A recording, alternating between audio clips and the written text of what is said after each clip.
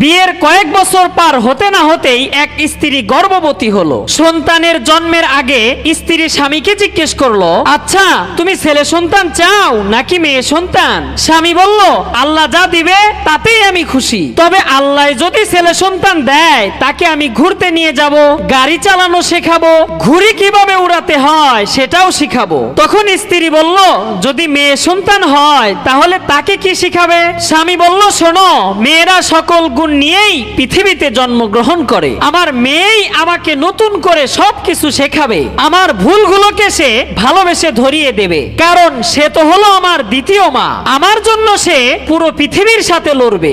স্ত্রী বলল, কিন্তু তাকে তো আমরা সারা জীবন নিজের কাছে রাখতে পারবো না। তখন স্বামী বলল, তাতে কি, আমরা সারা জীবন তার হৃদয়ের গভীরেই থাকবো। বন্ধুরা, মেয়ে ভাগ্য কিন্তু সবার হয় না, যাদের হয় আল্লাহ নিশ্চয় তাদেরকে অনেক অনেক ভালোবাসেন।